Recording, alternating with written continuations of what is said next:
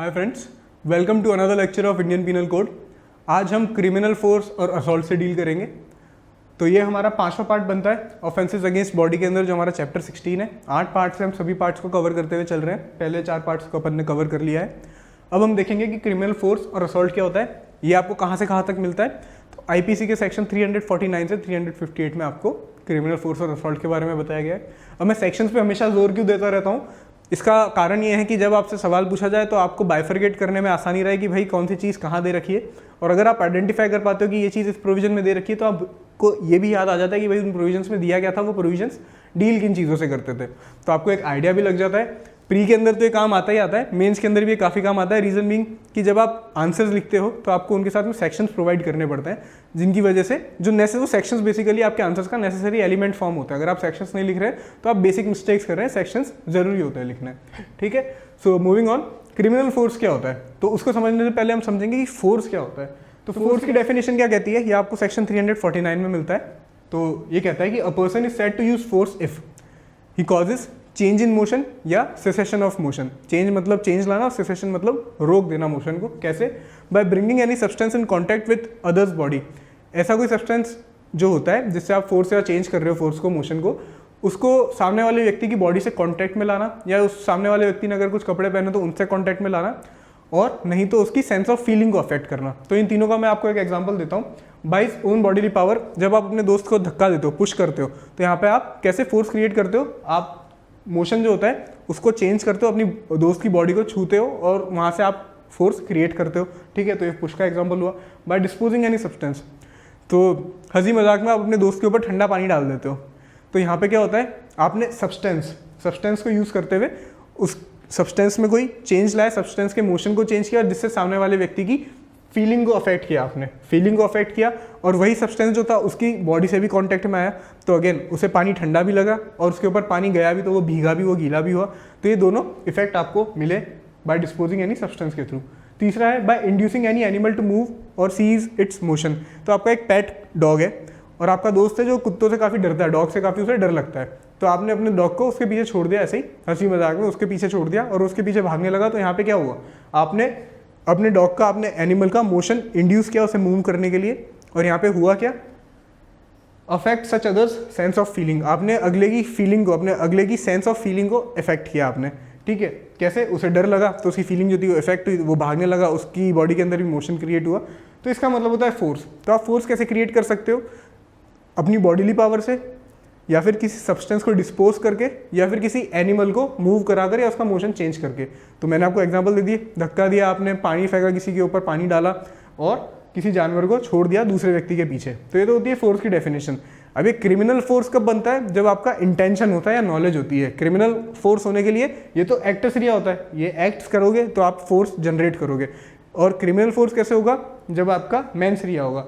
Intentional use of force without a person's consent, अगले के consent के बिना जब आप फोर्स यूज करते हो with the intention to commit an offence, एक ऑफेंस कमिट करने के लिए, या फिर विथ नॉलेज, आपको ऐसी नॉलेज होती है कि जो आप एक्ट करने जा रहे हो उससे इंजरी, फियर या अनॉयंस हो सकती है। इंजरी चोट, फियर मतलब डर, अनॉयंस मतलब परेशान करना, परेशान होना। उससे अगर इन तीनों में से भी कुछ हो सकता है तो आप क्रिमिनल फोर्स यूज करते हो। तो इंटेंशन होनी चाहिए ऑफेंस कमिट करने की, या फिर नॉलेज होना चाहिए कि इंजरी, फियर या अनॉयंस कुछ भी हो सकता है। तो ये होती है क्रिमिनल फोर्स की डेफिनेशन। फोर्स हमने समझा। अब हम आगे देखते हैं असॉल्ट क्या होता है। तो सेक्शन 351 में आपको असॉल्ट मिलता है, असॉल्ट की डेफिनेशन मिलती है। इसके अंदर बताया गया है कि जब भी कोई व्यक्ति कोई जेस्चर या प्रिपरेशन करता है जिससे सामने वाले को एप्रीहेंशन हो कि भाई मेरे साथ में क्रिमिनल फोर्स यूज होने वाला है, उसे हम असॉल्ट कहते हैं। फॉर एग्जाम्पल, अमन और नमन का झगड़ा था। अमन और नमन का आमना सामना होता है सड़क के ऊपर। तो अमन नमन को देखकर अपनी स्लीव्स को ऊपर करता है और उसे पंच दिखाता है। तो इससे नमन के मन में क्या आ जाएगा कि अब ये मेरे ऊपर अटैक करने वाला है। वो एप्रीहेंड करेगा कि मेरी लाइफ जो है, मेरी जो हेल्थ है, मेरी को इंजरी हो सकती है और मेरे ऊपर डेंजर है। तो ये उसके ऊपर एप्रीहेंशन होगा। इसे कहते हैं assault. Where a person makes any gesture और प्रिपरेशन, जो यहाँ पे उसने जेस्चर दिया, साइन बनाया उसने बेसिकली कि मैं आपके ऊपर हर्ट कारित करने वाला हूँ। इंटेंडिंग और नोइंग, इंटेंशन होना चाहिए और नॉलेज होनी चाहिए। मेंस क्रिया का एलिमेंट जरूरी है। Knowing it to be likely that such gesture and preparation will cause apprehension to another person that the person who makes such gesture of preparation is about to use criminal force। मैंने आपको example बताया, ये इसकी definition में fit बैठता है। अब इसकी जब आप एक्सप्लेनेशन पढ़ेंगे तो यहाँ पे आपको एक चीज़ मिलेगी कि सिर्फ शब्दों से, सिर्फ वर्ड्स के साथ में आप असॉल्ट का ऑफेंस नहीं कर सकते, उसके साथ में आपको जेस्चर ऑफ प्रिपरेशन भी ऐसी दिखानी पड़ेगी जो वर्ड्स के साथ में कंकर करे, दैट इज आपने बोला भी वैसा है और आप कर भी वैसा ही रहे। फॉर एग्जाम्पल, नमन और अमन के बीच झगड़ा था, नमन दिल्ली से बैठ के अमन को फ़ोन करके बोलता है कि भाई मैं तेरी हड्डियाँ तोड़ने पहुँच रहा हूँ, तो रुक, ठीक है। तो यहाँ पे अमन को डरने की ज़रूरत है क्या अगला आदमी दिल्ली से चेन्नई तक आएगा इस काम के लिए, और वो भी जब उसने फ़ोन करके बोला है कि मैं अभी पहुंच रहा हूँ, तो वो पहुंच सकता है? वो नहीं पहुंच सकता है। तो यहाँ पे असॉल्ट नहीं होगा, यहाँ पे कोई एप्रीहेंशन नहीं बनता है, रीजनेबल एप्रीहेंशन तो बिल्कुल ही नहीं बनता है। वेरस अगर वो मेरा पड़ोसी ही होता, नमन का पड़ोसी ही है अमन, और अमन उसको धमकी देता है कि भाई तू रुक, मैं तेरे हाथ पैर तोड़ने अभी आ रहा हूँ, 2 मिनट रुक जा, तो यहाँ पे एप्रीहेंशन हो सकता है। फिर उसको गेट की आवाज़ आएगी तो उसको लगेगा कि भाई वो मेरे घर तक आ रहा है वाकई में। तो यहाँ पे जेस्चर प्रिपरेशन और वर्ड्स जो थे वो कंकरेंस के अंदर थे, तो यहाँ पे वो असॉल्ट होगा। लेकिन पहले केस में जो चेन्नई वाला एग्जांपल बताया, वहाँ पे वो एप्रीहेंशन हमारा उत्पन्न ही नहीं हो रहा है, एप्रीहेंशन बनी नहीं रही, तो असॉल्ट भी नहीं होगा। अब हम देख लेते हैं पनिशमेंट्स क्या है असॉल्ट और क्रिमिनल फोर्स यूज़ करने की। तो पनिशमेंट, जनरल पनिशमेंट जो है वो 3 महीने 500 रुपया बोथ फाइन की है, ठीक है। अब हम आगे देखते हैं कि पनिशमेंट ऑब्जेक्ट्स के साथ में बदलती है। तो क्रिमिनल फोर्स और असॉल्ट तो आप सभी केस में यूज़ कर रहे हो, पर किस ऑब्जेक्ट के साथ में यूज़ कर रहे हो उसके हिसाब से आपकी पनिशमेंट भी कम ज़्यादा होती रहती है। तो पब्लिक सर्वेंट को अपनी ड्यूटी करने से डिटर करने के लिए अगर आपने यूज़ किया है, 2 साल का इम्प्रिजनमेंट आप भुगत सकते हो। क्रिमिनल फोर्स और असॉल्ट है to outrage the modesty of a woman, woman की मॉडेस्टी को आउटरेज करना है, तो 1 से 5 साल तक का। डिसऑनर अ पर्सन, अब जो आउटरेजिंग मॉडेस्टी ऑफ वुमेन है और सेक्शन 354 से लेके डी तक जो हम आगे पढ़ेंगे, उनके अंदर वुमेन को तो अच्छे से डील किया है कि क्रिमिनल फोर्स और असॉल्ट ऐसा जो बेसिकली वुमेन को डिसऑनर करता है, तो उसका पनिशमेंट हो गया। लेकिन अगर किसी दूसरे व्यक्ति को, जो मैन है, किसी आदमी को अगर डिसऑनर करना है, किसी ऐसा ऑफेंस करना है, असॉल्ट और फोर्स यूज किया है कि आदमी डिसऑनर हो जाए, तो उसके लिए क्या ऑफेंस होगा?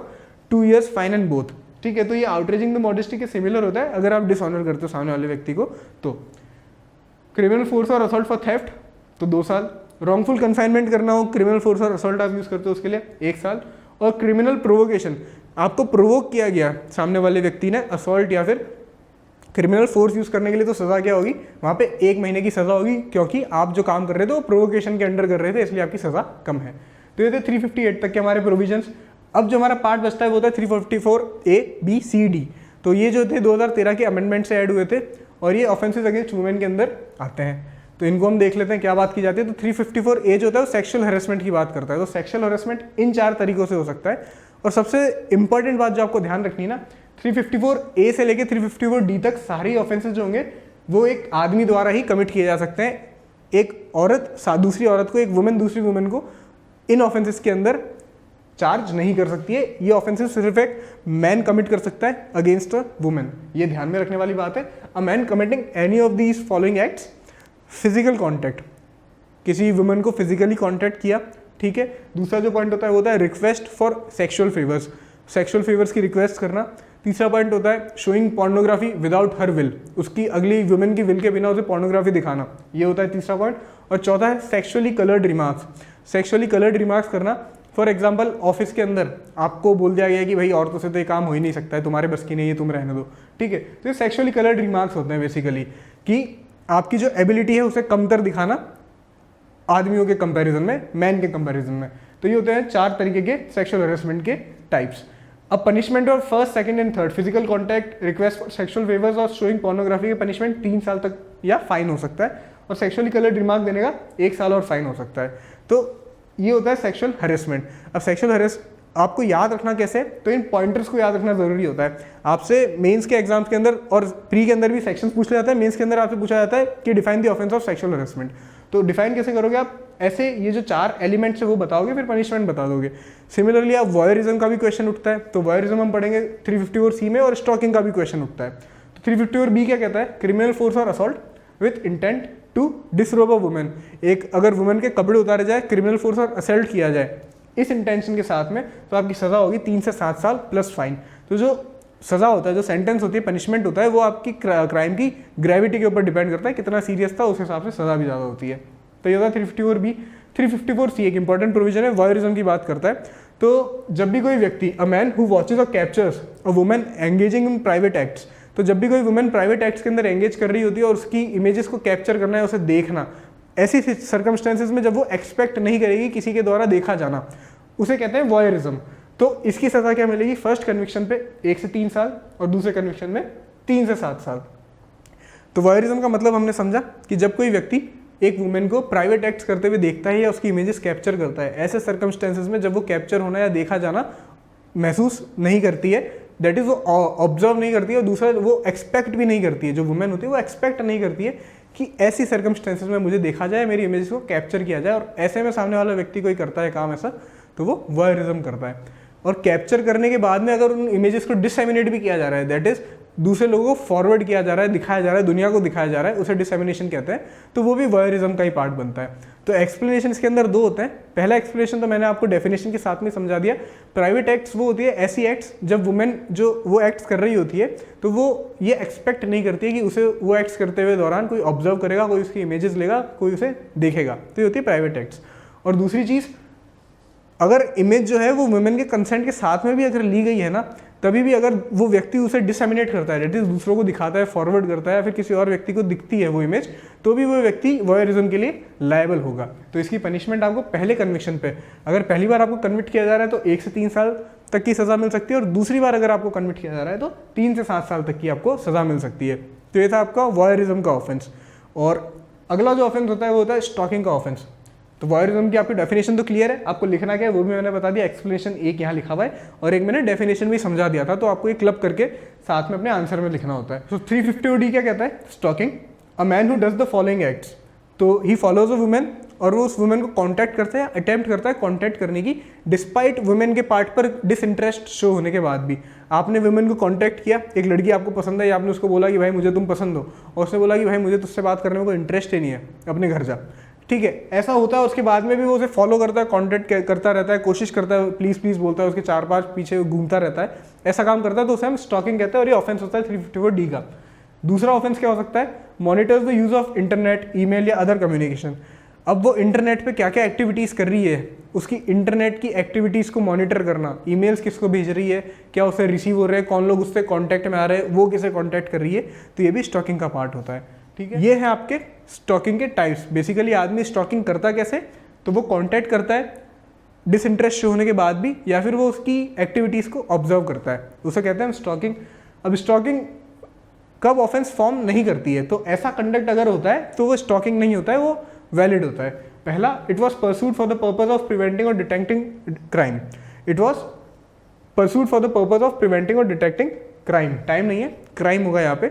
तो अगर कोई व्यक्ति, अगर पुलिस वाले को खबर मिलती है कि भाई ये लड़की है, एक गैंग से एसोसिएटेड है और ये इनके लिए X and Y काम करती है, ठीक है, और जो पुलिस वाला होता है इंस्पेक्ट या डिटेक्ट होने के खतरे से बचने के लिए वो सिविल यूनिफॉर्म में उसके पीछे जाता है और वो 2-4 हफ्ते उसका पीछा करता रहता है। अब वो केस ले आती है कोर्ट के अंदर स्टॉकिंग का, तो यहाँ पे केस बैठेगा कि नहीं बैठेगा? So it was pursued for the purpose of preventing और डिटेक्टिंग क्राइम। तो पुलिस वाला ये बोल सकता है कि साहब मुझे इस खबरी ने ये खबर दी थी कि ये लड़की है, ये इस गैंग से एसोसिएटेड है, इस वजह से मैं इसका पीछा कर रहा था, तो ये जो कंडक्ट है वो वैलिड हो जाएगा, रीजनेबल हो जाएगा, ठीक है। It was pursued under any law और to comply with any requirement under any law. तो इसका एग्जाम्पल मैंने लिखा है प्रोबेशन ऑफिसर का। तो अगर किसी व्यक्ति को, किसी वुमेन को ऑन प्रोबेशन रिलीज किया गया है तो उसके ऊपर एक प्रोबेशन ऑफिसर असाइन किया गया होगा, और प्रोबेशन ऑफिसर क्या होता है? आपकी एक्टिविटीज़ को नोट करते रहते हैं और आपको पता करते हैं कि भाई आप किस समय क्या कर रहे हो, उनको नॉलेज रहती है, ताकि आप जो भी कंडीशन है प्रोबेशन की उन्हें ब्रीच तो नहीं कर रहे हो। तो प्रोबेशन ऑफिसर जो होता है वो अगर परसू करता है सामने वाले व्यक्ति को कि वो क्या एक्टिविटीज़ कर रहा है, तो स्टॉकिंग नहीं होती है, since it was pursued under law के अंडर आपने परसू किया था। फिर सच कंडक्ट वॉज रीजनेबल। अब क्या होता है कि आपके पड़ोस में एक लड़की रहती है, आप दोनों सेम ही क्लास के होते हो और सेम ही ट्यूशन जाते हो, और सेम ट्यूशन से आप जब छूटते हो तो एक ही साथ में घर भी आओगे। तो जब आप हमेशा उस लड़की के पीछे घर आते हो तो उस लड़की को लगता है कि आप स्टॉकिंग कर रहे हो, पर आप स्टॉकिंग नहीं कर रहे हो, तो आप तो रीजनेबल कंडक्ट एक्सरसाइज कर रहे हो। तो सच कंडक्ट वॉज रीजनेबल। ऐसे में जो आपका कंडक्ट होता है वो स्टॉकिंग नहीं होता है, वो तो रीजनेबल होता है। अब आप उसके पीछे नहीं आओगे तो अपने घर कैसे पहुँचोगे, ये वाली बात है। तो यहाँ पे जो आपका कंडक्ट था वो रीजनेबल था। अब इसमें पनिशमेंट क्या होती है स्टॉकिंग में? पहले कन्विक्शन पे 3 साल या फाइन, और दूसरे कन्विक्शन पे 5 साल और फाइन। तो ये थे आपके ऑफेंसेस अगेंस्ट वुमेन के प्रोविजन जो क्रिमिनल फोर्स और हर्ट के अंदर आते हैं। 354 outraging the modesty of woman. 354A के अंदर हमने सेक्सुअल हरेसमेंट पढ़ा, उसके 4 टाइप्स हमने देखे कैसे होता है। फिजिकल कॉन्टैक्ट से होता है, लास्ट में हमने देखा सेक्सुअली कलर्ड रिमार्क दे दिया आपने, पोर्नोग्राफी दिखा दी अगेंस्ट हर विल, तो ऐसे करके आपने स्टॉकिंग का ऑफेंस किया। फिर होता है डिसरोबिंग द वुमेन, आपने क्रिमिनल फोर्स और असॉल्ट ऐसे किया कि आपका इंटेंट था कि टू डिसरोब द वुमेन, तो वो भी एक ऑफेंस होता है 350 और बी में। फिर सी में हमने वॉयरिज्म पढ़ा, वॉचिंग और capturing private acts of women या उसे डिसेमिनेट करना। फिर 350 और डी में हमने स्टॉकिंग देखा, स्टॉकिंग कैसे हो सकती है, कॉन्टैक्ट करना या उसकी एक्टिविटीज़ को मॉनिटर करना। तो ये होता है आपका ऑफेंसेस अगेंस्ट वुमेन का पार्ट, स्पेसिफिकली जो 2013 के अमेंडमेंट से ऐड हुआ था। और हमने आज के लेक्चर में देखा कि फोर्स क्या होता है। सबसे पहले हमने देखा था फोर्स क्या होता है, डेफिनेशन समझी। फोर्स कैसे हो सकता है, आपकी बॉडीली पावर से आपने फोर्स जनरेट किया, किसी सब्सटेंस को डिस्पोज किया या किसी एनिमल को मूव कराया। क्रिमिनल फोर्स कब होता है, जब इंटेंशन होता है आपका एक क्राइम कमिट करने का फोर्स यूज़ करके, या फिर जब आपके पास नॉलेज होती है कि आप अगर फोर्स यूज़ कर रहे हैं तो सामने वाले व्यक्ति को इंजरी हो सकती है, फियर या अनॉयंस हो सकता है। फिर हमने समझा असॉल्ट क्या होता है, तो असॉल्ट के अंदर हमने देखा कि जब भी कोई जेस्चर ऑफ प्रिपरेशन होती है जिससे सामने वाले व्यक्ति को एप्रीहेंशन हो कि मेरे साथ में फोर्स यूज हो सकती है, क्रिमिनल फोर्स, तो वो असॉल्ट होता है। फिर हमने उनके पनिशमेंट्स को देखा जो यहाँ पे लिस्टेड थे। तो ये था हमारा आज का लेक्चर, क्रिमिनल फोर्स और असॉल्ट से डील करता हो। अगले लेक्चर में हम किडनैपिंग और अबडक्शन को समझेंगे। So till then have a good day and I will see you in the next lecture.